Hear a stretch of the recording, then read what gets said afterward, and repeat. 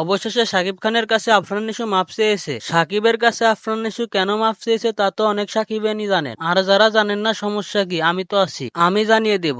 এই সব কিছু নিয়ে আলোচনা করব, শুধু ভিডিওতে একটা লাইক কমেন্ট শেয়ার করে চ্যানেলটাকে সাবস্ক্রাইব করে দিবেন। আফরান নিশোর যখন সুড়ঙ্গ মুভিটা রিলিজ পায় তখন একটা শোতে শাকিব খানকে অনেক অপমান অপদস্থ করা হয়েছিল। সেখানে উপস্থিতি ছিল আফরান নিশো এবং রায়হান রাফি। সেখানে রায়হান রাফি কিছু বলেনি, তবে আফরান নিশো শাকিব খানকে অনেক অপমান করেছিল। সেই থেকে আফরান নিশোর উপর সাকিবিয়ানদের ক্ষোভ, সেই রাগ জেদ ক্ষোভ এখনো মেটেনি। সেই ভুলেরই মাসুল দিতে হচ্ছে আফরান নিশোর। মাসুল দিবেই না কেন, কারণ সেইখানে সাকিবের বিপক্ষে কথা বলে সে অনেক বড় ভুল করেছিল।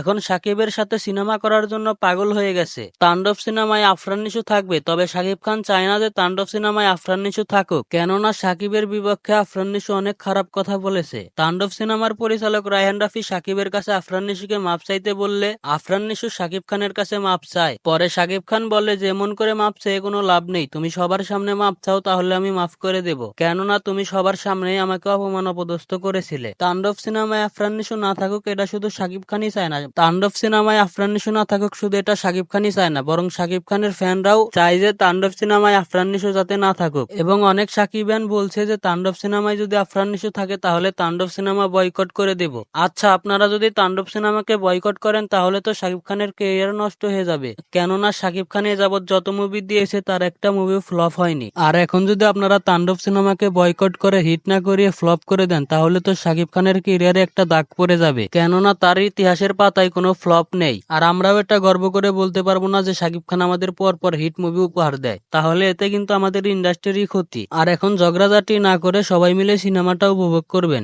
ভিডিওটি এই পর্যন্তই। যদি ভিডিওটি ভালো লেগে থাকে তাহলে বন্ধু বান্ধবকে শেয়ার করে চ্যানেলটাকে সাবস্ক্রাইব করে দিয়ে যাবে।